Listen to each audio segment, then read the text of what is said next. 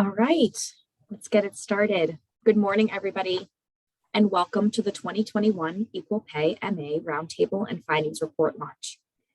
My name is Brianna Alovisio-Savage, and I'm a graduate fellow for the Office of Economic Empowerment and your moderator for today's session. This series, as you may already know, is an opportunity for us to look at the findings we discovered throughout our 2021 Equal Pay MA series and hear from top leaders across the state on pay equity initiatives. Keep an eye on the chat for the duration of the program, as we will drop helpful links and resources there. Here's our agenda for today's session. I will soon turn it over to Massachusetts State Treasurer Deborah Goldberg to give some special remarks, and then I will provide a brief review of our newly released findings report before introducing our esteemed panel. And then we'll hop right into our roundtable discussion and close right around noon. Before I turn it over to Treasurer Goldberg, I encourage you to join the conversation by using the hashtag EqualPayMA. Follow us on Twitter, like us on Facebook, and find us on LinkedIn. For more information on this session and our other programming around 2022 Equal Pay MA, please email us and subscribe to our newsletter. We have a lot in store for 2022, including free salary negotiation workshops with AAUW. And without further ado, please allow me to introduce Treasurer Deborah B. Goldberg. Madam Treasurer. Oh, thank you for kicking us off, Brianna, and welcome to our roundtable discussion on equal pay. I want to also thank our incredible panel for being with us today. Representative Pat Haddad, who has been a warrior on equal pay for many, many years, actually even worked on these issues with my dear friend, former Lieutenant Governor Evelyn Murphy, and my mother, Carol Goldberg, who will be celebrating her 91st birthday tomorrow. We also welcome our Wage Equity Now Coalition member, Daisy Daisy, I practiced too long. Cuba. Say it for all of us, Daisy. It's Nduagaba, but Nduagaba works. Yeah. Nduagaba. I got it. Nduagaba. And thank you, Marlene, Dr. Marlene Kim. This month, we celebrate women's history and we recognize Equal Pay Day, which happened last week. For me, Equal Pay Day is not a celebratory day. A lot of people say, oh, we're going to celebrate Equal Pay Day. What exactly are we celebrating? We're celebrating that it took us all the way to almost the end of March to make as much money as an average man made up until December last year. But it's important that we recognize Equal Pay Day and we talk about the inequities that it so well signifies. And as we celebrate women and the contributions we've made to global history, I think the real celebration that we deserve, the real celebration, is that everyone have equal pay. My Office of Economic Empowerment has launched programs and initiatives across the state, from one-stop shop digital tools called EqualPayMA.com to salary negotiation workshops to help achieve this goal. This year, 2 years into a global pandemic, we see how large the opportunity gaps have become for women, and particularly women of color. But we also see some solutions. In our newly published findings report, we've compiled feedback and best practices shared by thought leaders in Massachusetts and what the public and private sector can do to close the wage gap. We must start here with us and with our local businesses. That is why we are here today. Throughout 2022, my office is delivering resources to leaders in the Massachusetts workforce on how to make measurable gains in their company's policies and culture to help achieve more equity for women and people of color. Today, we'll hear from an incredible group of women. from the legislature, advocates, and experts on pay equity. And I want to give a special thank you to our panelists today, to our fellow and moderator who authored the findings report, Brianna Savage, and to all of you for joining us. Now I will turn it over to Brianna. Go ahead, Brianna, and thank you all for joining us. I'm very appreciative. Thank you so much, Madam Treasurer. We are so proud to release our 2021 findings report. This report was created with all the best practices and resources shared throughout our 2021 Equal Pay MA series. The series showcased the diverse and distinguished voices in the equal pay movement throughout the Commonwealth. So we decided to pull the best pieces of advice and resources to publish this report. We hope this can serve as a guide for employers and their own companies and organizations to take ownership and enact real change. We also share best practices for individuals to advocate for equity in their own workplace. You can find this report on the mass.gov website and our equalpayma.com site as well. Now, let's meet the rest of our panel. Next slide, please, Samantha.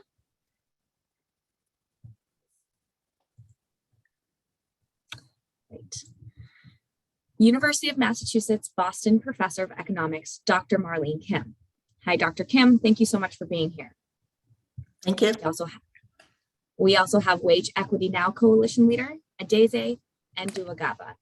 Great to have you again, Adeze.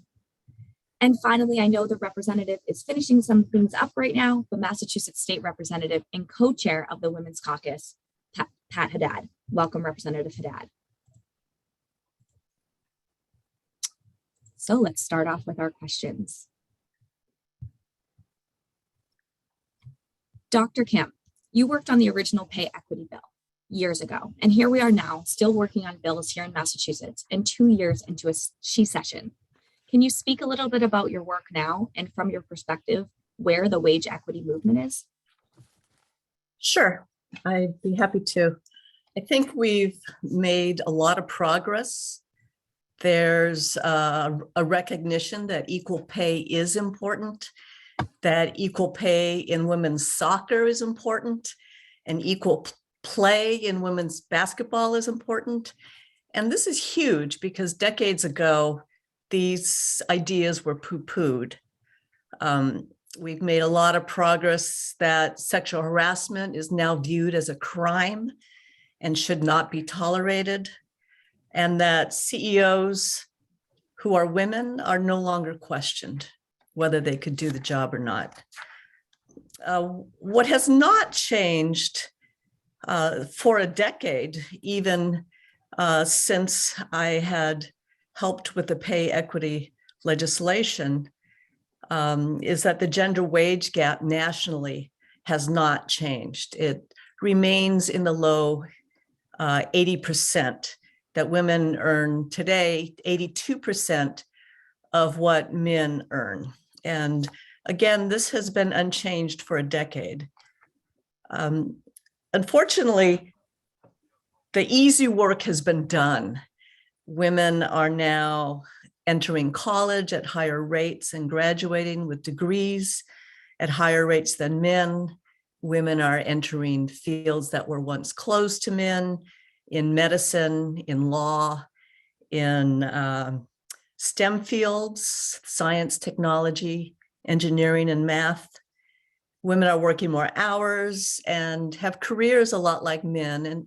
And today, young women don't even question whether they'll go to college and have a career. It's assumed that they will. But the hard, difficult work remains.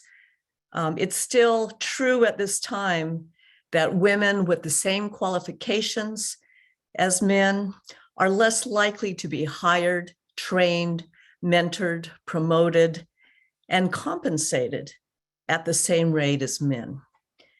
And what's needed is a more proactive policies and actions by the government to close the remaining gender and wage gap. We need policies like other countries have enacted. and other states. So today, much of the wage gap remains because occupations that women work in, like teachers and librarians and personal care, are not valued like traditionally men's jobs. And if they were valued in the same way, the pay for women would increase, the wage gap would close, and nationally, half of poverty would disappear. So Australia, for instance, re-evaluated their pay, and they set minimum wages by occupation, adjusted these minimum wages, and saw the gender wage gap fall. The province of Ontario and the state of Minnesota enacted similar comparable worth studies for their workers, and they fixed the gender wage disparities and saw gender wage gaps fall as well. Massachusetts can do the same for state workers. In Vermont, the AG's office can receive anonymous tips, such as employer handbooks get sent in, and they investigate these problems. Massachusetts can do the same. In Norway and Germany, there are mandates for the percent of women on corporate boards. In Norway, they mandate the percent of women who need to be in parliament. Britain discloses the pay of their employees in the private sector. If the US mandated that companies have to list the pay, gender, race, and job title of all their employees, I bet you we'd see the gender and the race gaps close and disappear. But the US has been hesitant to be proactive in the workforce. It took decades of violence and poverty to get a minimum wage, to get Social Security, to allow unions. But this is what we need again, a proactive government at the state and federal and local levels to once again enforce actions like affirmative action, anti-discrimination laws, collect more data, increase the minimum wage. That helps women as well, because women are more likely to be at the minimum wage or just above, and enact other laws at the federal level, like the Paycheck Fairness Act and the John Lewis Act, to allow unions and allow the federal government to be more proactive in investigating and challenging discriminatory practices. Thank you so much, Dr. Kim. That was a really great overview. I really appreciated how you started with sports and other areas where equal pay may have come out of the conversation, but it's just as important as within our own workplaces. You also mentioned some other policies. I do want to just point out that in our findings report, we give an overview of some Massachusetts policies that are being pushed at the legislature currently, like parity on board. I think you spoke to that in Norway, as well as the wage transparency bill, which is moving along in this legislature as well. But I'll move on to Adeze. You work with a coalition who's trying to bring awareness into this cause.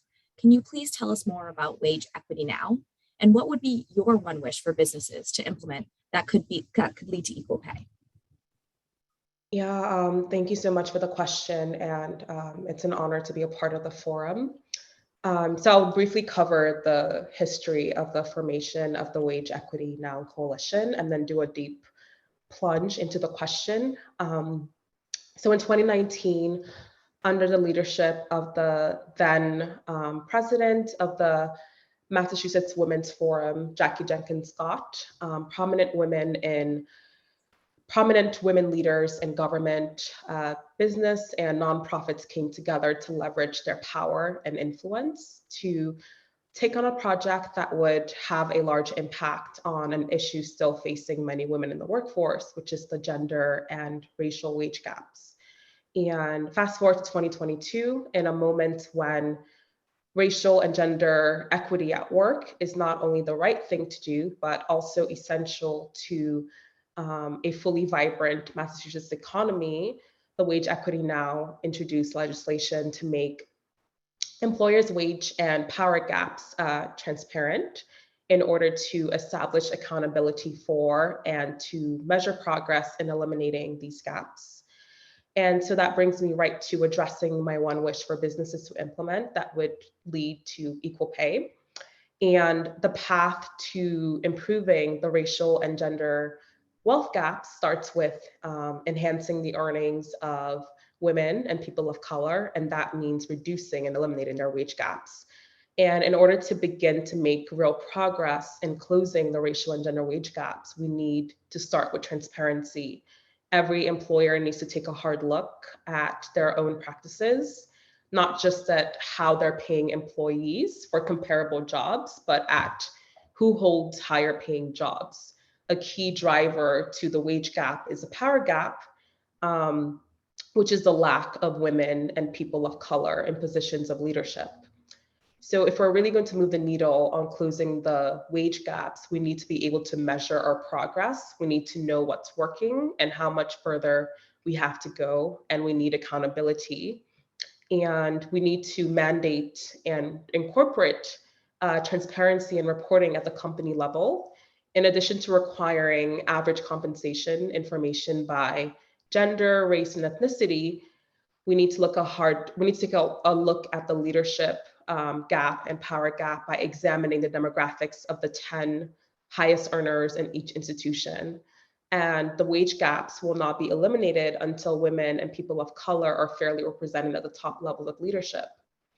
And so the requirement of data sharing by race and ethnicity is critical, because oftentimes there are efforts to tackle wage gaps for women collectively, but we know that there are gaps that exist between women of color and white women, and also men of color and white women, et cetera. So this incorporates an intersectional dimension to public policy and problem solving. Upon gathering a baseline for each employer from which to measure yearly progress and allow for comparison across companies in the same industry, we will have measurements. Simply put, you can't hit a goal if you can't measure progress and make adjustments as needed over time. And the Women's Power Gap Initiative, founded by the EOS Foundation in 2018, found that if you collect data at the company level and not just in aggregate and anonymously, and compare multiple companies within the sector up against each other, it creates a spiral up, a race to the top.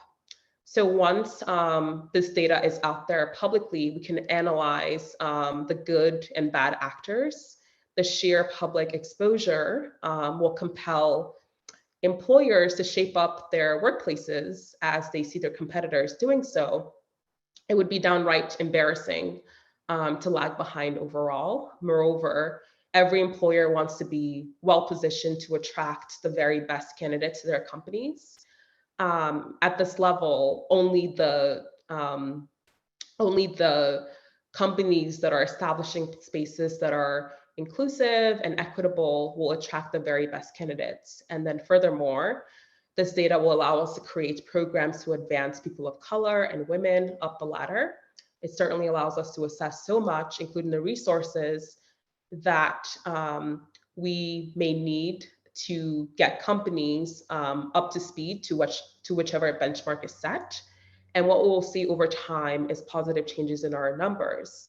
And finally, pertaining to the power gap, this approach also works because CEOs and their teams want more diversity at the top of their businesses and believe that they're doing everything possible to advance diverse candidates. However, many obstacles are deeply embedded in corporate culture, and sameness perpetuates itself in hiring and advancement decisions, yet intentionality and goal setting really works. So when CEOs see better data among some of their competitors, they realize that there's so much more they can do to impact power gaps. And ultimately, if we're going to meet this moment to build a more equitable economy, we need to close the racial and gender wage gaps, and it begins with transparency. Thank you so much, Adeze. You really explained that well.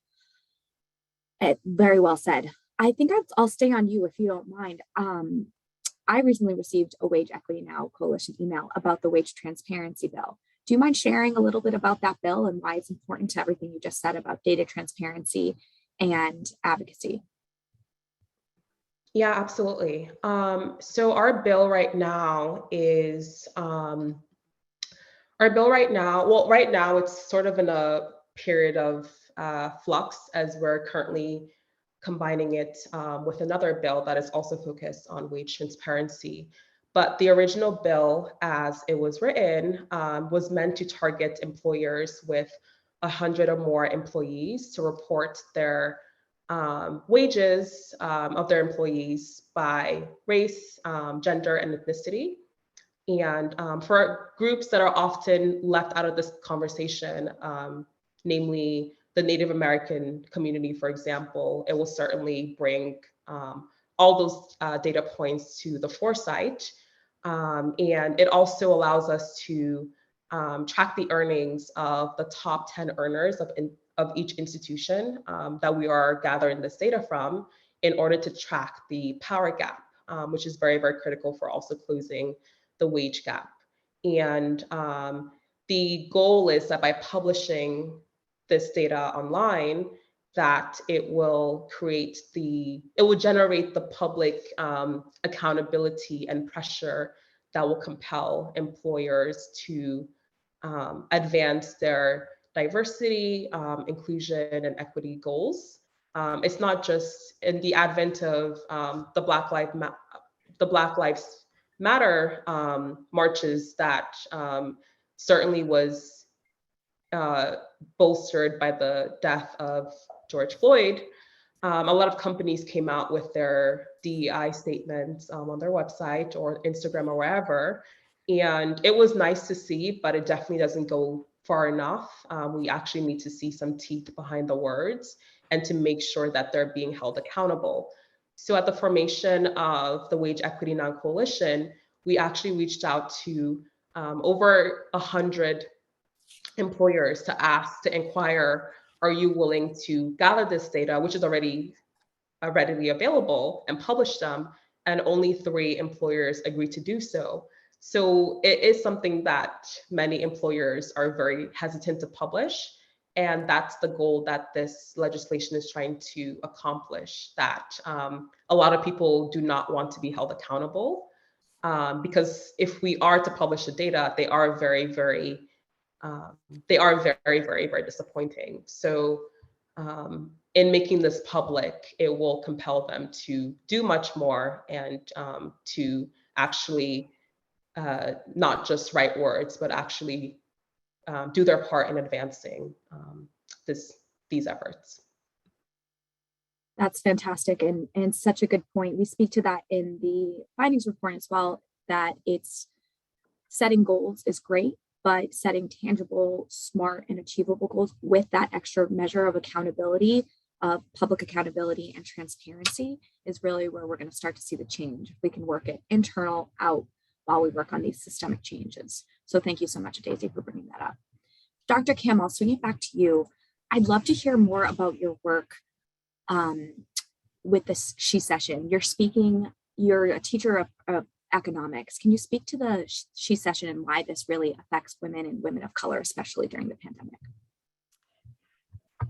I've found this whole period really interesting because all of a sudden people realized that childcare was important and that schools were important for allowing parents to work, and that personal care jobs were important.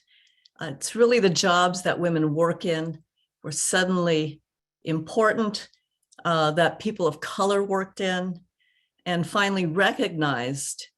And we realized that women need the support of childcare and schools being open in order to work. So I think, it's really gotten us to recognize the importance of having paid family and medical leave. We currently have unpaid leave, not paid leave.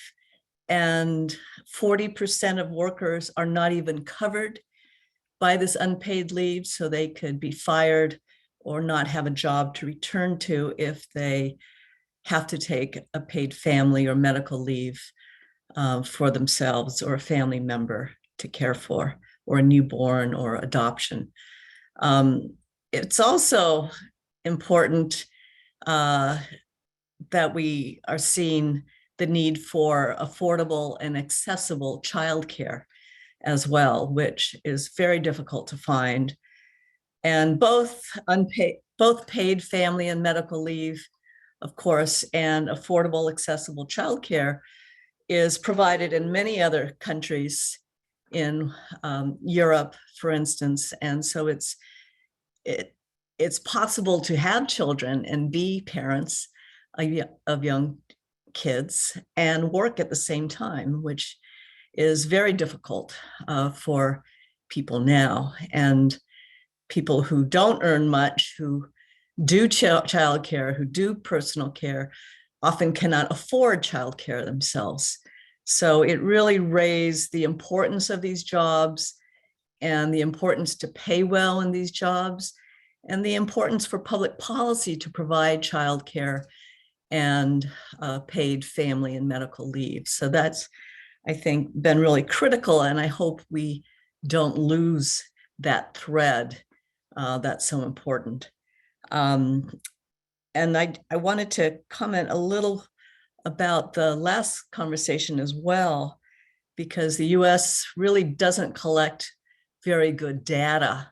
The EEO forms are really insufficient for seeing if there are any problems in the workforce, but narrower occupational groups are needed. You know, what do women get paid in the same occupations? What do men get paid?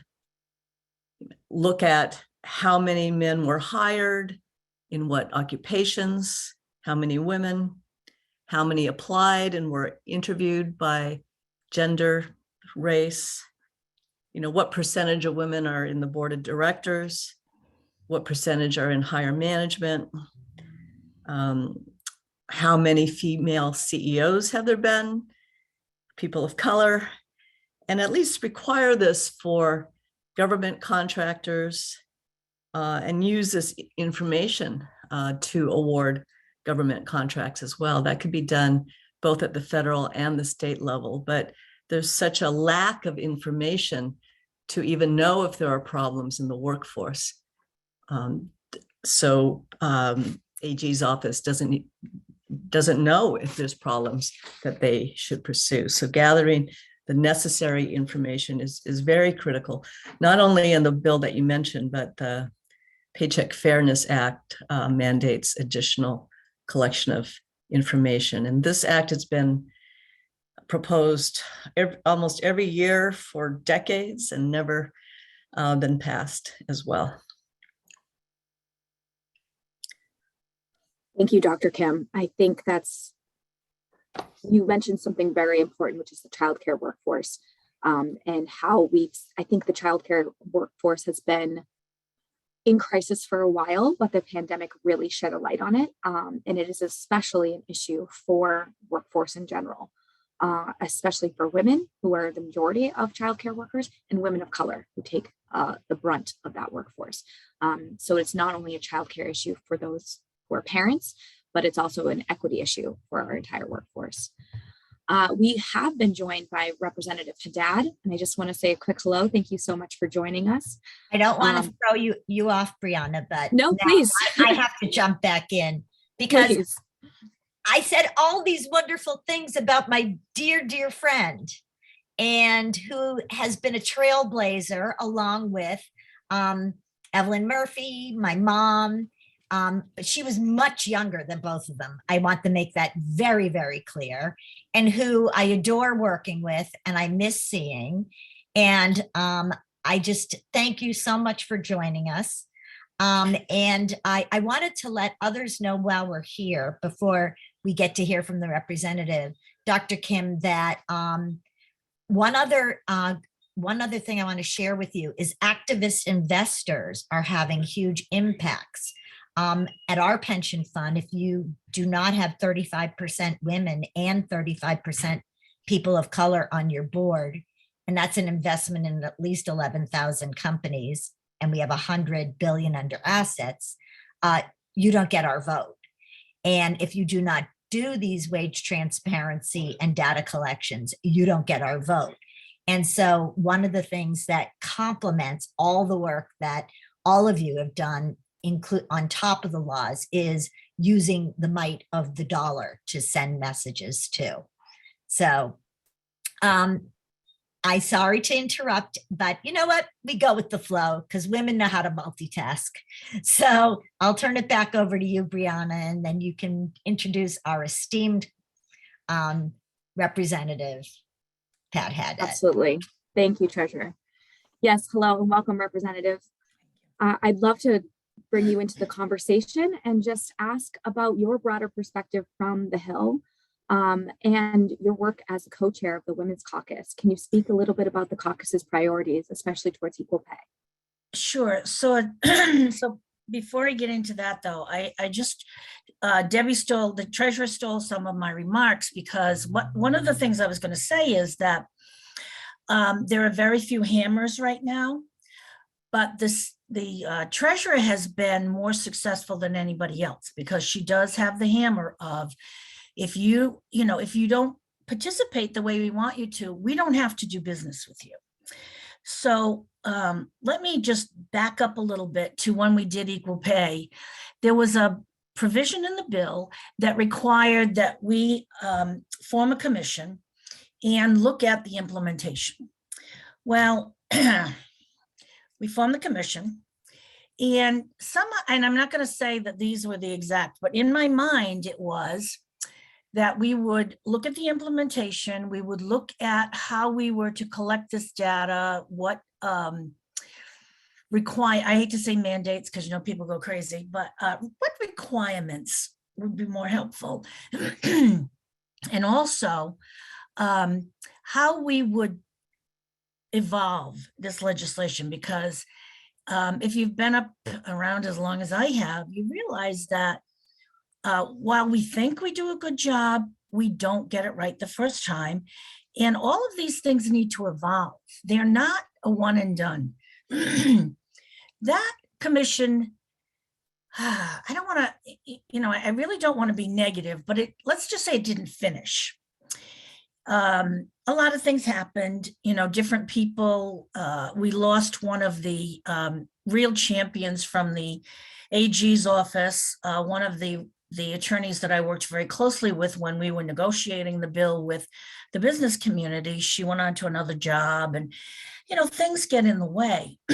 Consequently, we never got to the point of how do we really ask the questions of race, ethnicity, gender identity, because there's still a lot of mistrust among people. What are you using my information for? And we have not assured people yet that those pieces of information are used to criticize ourselves. They feel that somehow it's going to be used to deny them a position, or to ultimately not get where they want to go. So yes, the bill was good because of the couple of things that it did that are very policeable, or whatever the word should be, but they're very, we can check on them. But what I think are the really more important pieces, we still don't have a good way to do that. And I think that's, again, where Debbie can, I'm sorry, I keep calling you Debbie, Madam Treasurer, you deserve all the respect that you I have to tell you so that everybody knows. Debbie is what my parents called me, and my husband. And Pat says this with complete affection, because when she first heard my name being mentioned, which is years ago, that is what she called me. And you know what, Pat? I'm calling you Pat if you've noticed. That's fine. It just shows our sincere closeness. Yes, yes. So don't worry Because- about it. Thank you, because from the get-go, the Treasury has been the only place where we have seen real change. You can talk about some of the boardrooms, but much of that has come because people have gotten smarter and realized that if you don't have women, you don't have a perspective that is so missing. But Debbie was out of the chute. And I think you did that before we even passed the bill. I think you did. Anyway, so a woman ahead of her time, but we did do it. I actually, when I was running, said we were going to start right away. That's right. It was one of the things I ran on. In fact, Evelyn Murphy was one of my 4 transition chairs, and our transition team was a reflection of that, because with intention, when we were hiring people, we made sure that applicants were a diverse pool, both in terms of gender and in terms of race. And that right away gives you a leg up. And then we began keeping data. So we know where the 800 employees of the treasurer's office were when we started, and we know what those numbers are today. And so things have to be done when you're banging up against cultural barriers and unintended biases. One entity said to me, "But we try." And I said, "Well, we'll show you how to do it." And they have changed significantly as of today. So I'm never going to say that it's intentional. I think that it is so culturally ingrained to stay doing things the way that you want to, that you have to just shake it up and take a new orientation and try to start from the beginning with intention. You have to say, I don't accept 4 white men as the applicants for this role. Go back out. Sorry. So I'll just now slip into what you really asked me, because I think everything that has come before has influenced what the Women's Caucus does. So in the process, things have changed. Again, the caucus has evolved, and we have decided, my co-chair is Senator Lovely, and her name is so descriptive of her and her ability to work together. So we had a process within the caucus where we would identify our strategic priorities. And those strategic priorities are bipartisan, bicameral, and they're not necessarily just about women, because in my very humble opinion, a woman's issue is a family issue, and family issues are men's issues. So there's no silos here.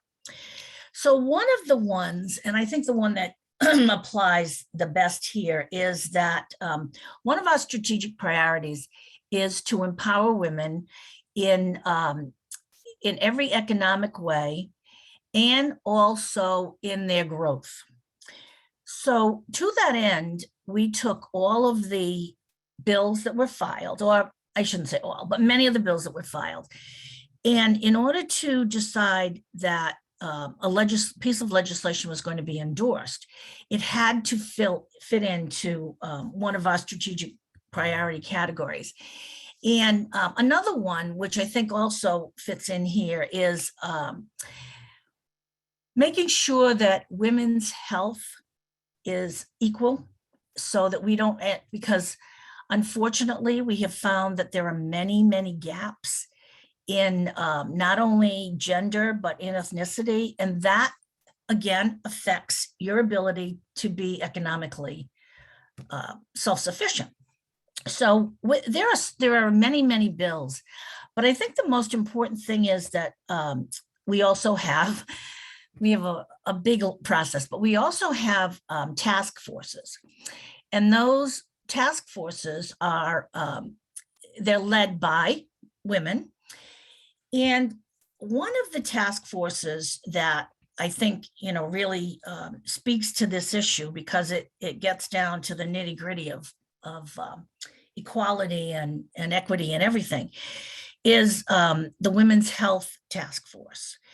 It's almost, for an organization like ours, it's almost easy to promote women, to partner with organizations that promote women, to make sure, we have a very robust press business that we engage in. So all of our women are highlighted over and over in various publications. So that strategic priority,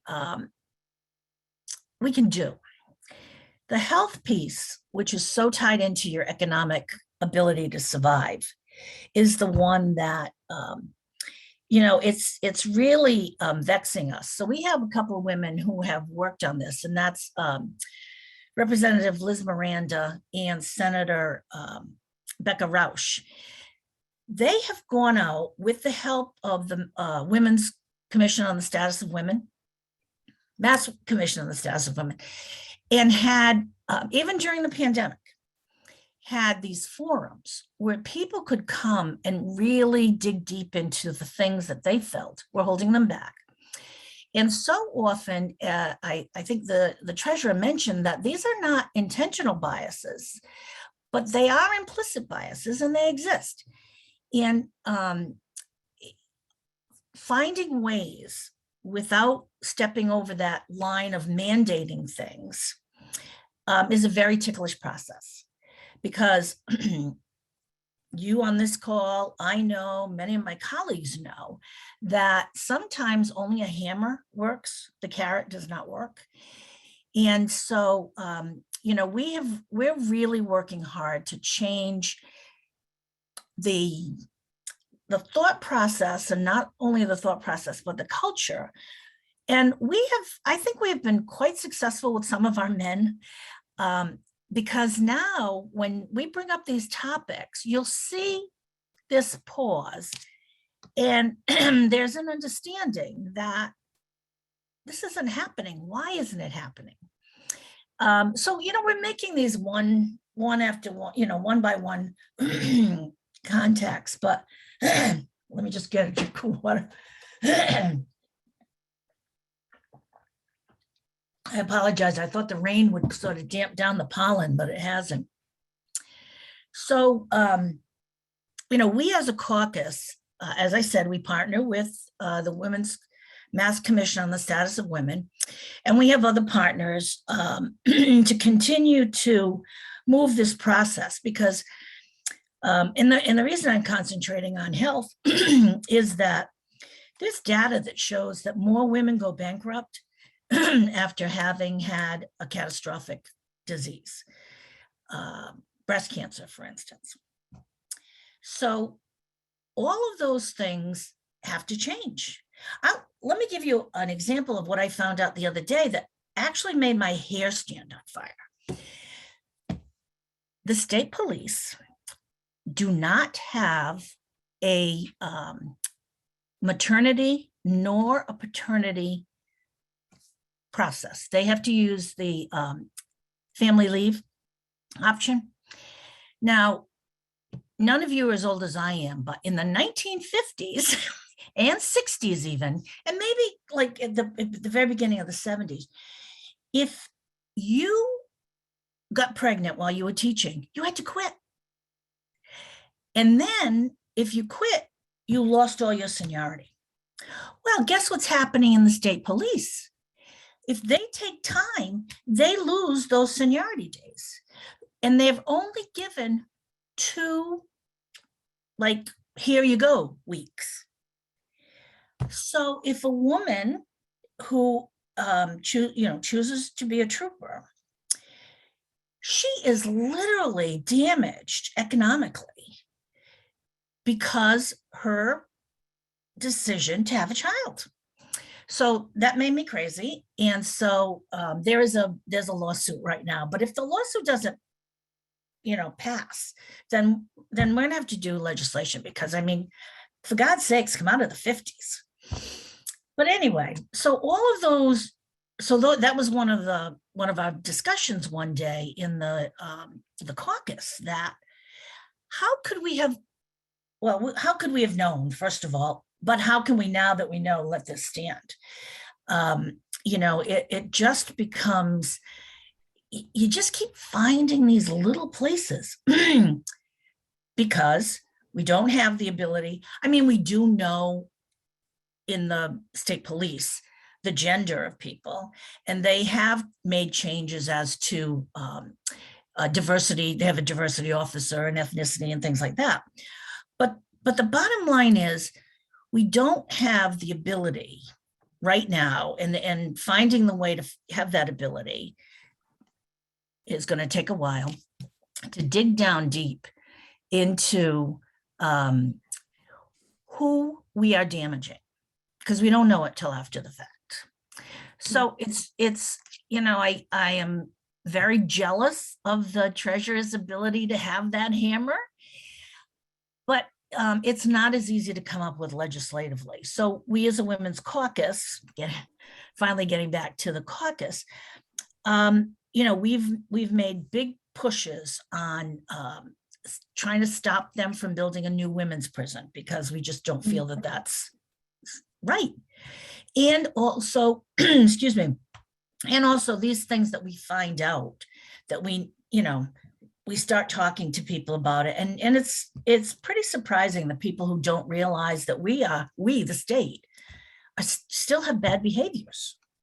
So, I mean, I go on and on. I can go on all day, so don't allow me to.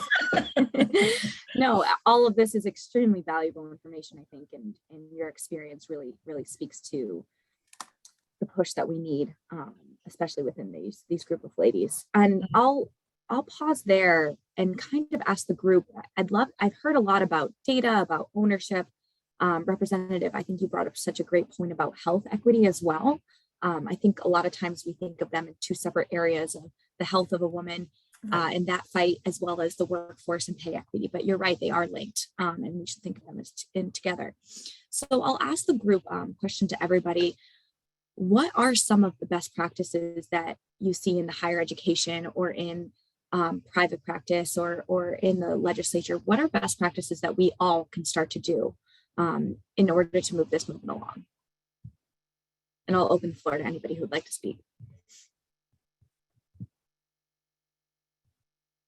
All right, I'll jump in. One of the reasons that equity is a little better in higher ed and in education is because over the years that the unions and some people don't like unions, but I'm gonna say that this is a very good thing that unions have done. They've given the ability to look at people and just give equal pay for equal work. And so in higher ed, in K-12, I find that I won't say every, but I find that most places who have unions have done a better job in requiring that there be equity. Only one of my basic thoughts. Thank you so much. And I'll invite all of our panelists, including the treasurer, if she's still available, to offer some final thoughts or advice moving forward. Dr. Kim? At my university, we get a semester off for parental leave. We have a sick leave bank where everyone donates, the faculty donate their sick leave time. And if you are doing that and run out of sick leave, you can take some of the sick leave hours from someone else, so that people who really have medical problems or family problems can take the leave that they really need. And I saw something in the question and answer, and I agree with the representative that unions do equalize pay. And so if you make it easy to unionize by passing some of this legislation that's been introduced, the gender gap will fall as well, because women tend to be at the bottom of the pay structure and unions tend to level out the pay, less at the top, more at the bottom and in the middle. So definitely unions are part of the solution as well. And there are, really great examples where you could take a sabbatical in some companies and go and dive or do photography. And that's often great as well. Thank you, Dr. Kim, and thank you for answering that question. That did appear in our Q&A function. Another question we had in the chat was, I'm interested in how salaries can be negotiated when HR makes it seem pretty cut and dry with grade and step. How is step calculated? HR makes it seem like there is no wiggle room, but it is a mystery to me how step is calculated. Does anybody feel comfortable answering that question?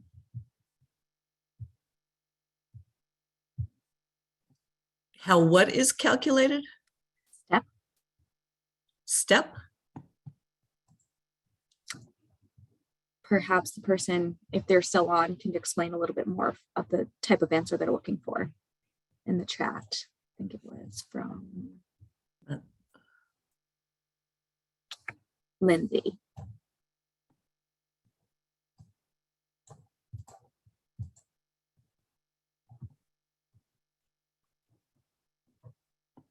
Well, that's all right. We can move on to the next question. Oh, step increases somebody offered. I think just grading of pay grades and how they're calculated, if anybody can offer insight on that. Well, Perhaps this could be a chance for advocacy on yourself or salary negotiation. Sorry, Representative, please. some contracts have elements of longevity, steps that are programmed in. So, and then steps that you can reach by education or taking a class or something. So yes, those things are cut and dried. I think it's we worked hard on the walk in the door so that employers had to identify what the job was worth. They could no longer say to a woman who would demur, because I've done it myself, they could no longer say, well, what do you think the job is worth? They had to explain that there was a range that would be given for this job. That was one of the changes that I think worked quite well. But whoever asked the question, it is true that there are some cut and dried pieces in a collective bargaining or in an institution.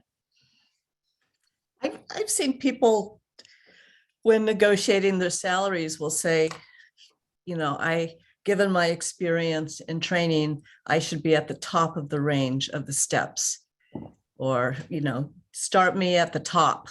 Mhm. And that's how you could negotiate your pay within the steps. And those are usually very formal salary structures like the federal government or the state governments. Mhm. Absolutely. Thank you both for that. And with the time remaining, I'd love to just throw it to a Daisy for your final thoughts, specifically about businesses or perhaps best practices for individuals to join this movement. Yeah, absolutely. When it comes to businesses specifically on how to, set up more equitable and inclusive environment, and something that the pandemic, I would say, really spurred us into action was rethinking how we do work, our work life. So something that businesses have been doing, and I would encourage them to continue to do, is setting sustainable pace at work in terms of reassessing productivity and performance expectations, and make sure that they're realistic. So resetting goals, narrowing project scopes, or keeping the same goals but extending time deadlines. Another thing is just resetting norms around flexibility. Many companies are exploring this hybrid culture that allows people to maintain this fine balance between work-life and to create those boundaries accordingly. I think one thing that businesses need to continue to do is to minimize gender biases that probably originated from this pandemic. So if somebody's on video call and there's a child crying in the background, or perhaps they need to leave work a little bit early to pick up their kids from school or figure out something with a daycare or babysitter or whatever the case may be, that bias training is very, very, very critical. Just so we're not in this new culture, still incorporating some of the same gender biases. And certainly training our managers to be very, very cognizant of that is also critical. And also modeling that in our leadership. When leaders take advantage of the benefits that it communicates to their downlines, that they can certainly do that as well. Thank you, Daisy. Well, this was a fantastic discussion. I'm hearing so much about best practices within our own jobs, our own advocacy and civic engagement opportunities. And I really appreciate all of you for offering your thoughts. Please do check out the findings report that we published. This incorporates a lot of what these esteemed panelists have been saying. And I will ask the treasurer to please close us out. Thank you all for joining. Well, first of all, I think we should all give a shout out to Brianna. For pulling this together and for going with the flow and being unruffled and terrific. Brianna's done a great job. In the chat is the findings report. So grab it off of there before we sign off. But I just want to say, generally speaking, I said it before in my statements. It requires when I first was thinking about how do I come in and change the paradigm? First of all, I read Evelyn Murphy's book on getting even. And it's still relevant today because it explains very clearly how you understand and look at these issues. And it has anecdotes that allow you to explain it to people who just don't understand it. Then you need advice from people on what are the steps you take in order to change internally what is going on. But as I mentioned also, from the very beginning, you have to do all of this with intention. I'm going to share a quick story, and I can use the names because it is well known that my transition chairs were Benny and Flash Wiley, who are two people of color, Evelyn Murphy, and also Ruth Ellen Fish, who was the first woman of color to be a partner in a downtown and it was called White Shoe Law Firm, and is my appointee on the pension fund. Flash and Ruth Ellen were in charge of getting my general counsel. The first 4 candidates they brought me were 4 white men. In fact, 2 of them were Jewish, and I'm Jewish. And I said, I'm talking about diversity. Go back. Those are the people I was talking about. Well, we ended up with a tremendous pool of candidates. And of course, we have the wonderful Sarah Kim, who's been my general counsel from day one. Putting people in leadership positions from the very beginning who understand what you're trying to accomplish is very, very important. I saw a question in the questions and answers or the chat or something about, well, does that mean we have to put people at the top in order to effectuate this change? Not always necessarily. And by the way, I've even spoken on having men as allies, white men as allies who understand. I think that Bob Rivers from Eastern Bank is a perfect example. Well trained by a lot of us women around him, but he is. My dad was an incredible example. And so we need allies. We need people who understand. We need education. We need the tools. And that's how we can get the job done. And so we just have to keep banging around, but know that you don't have to take the 4 guys as the answer. You can say, go back out and now find me a really diverse group of people. And I have to tell you, when you start sending those messages as a leader of a department, a leader of an agency, an elected leader, when you send those messages, all those phenomenally qualified people are going to know that this is the real deal. And then you are going to be able to bring them all in, and then it's like a beautiful tidal wave, not a bad tidal wave, on how we can create change. So with that, I want to thank you all for joining us. I want to thank you all for all the work that you do. Let's hope next year Equal Pay Day has fallen backwards into February, but with this she session, everything has to be done with intention. So thank you. Thank you. Take care, everybody.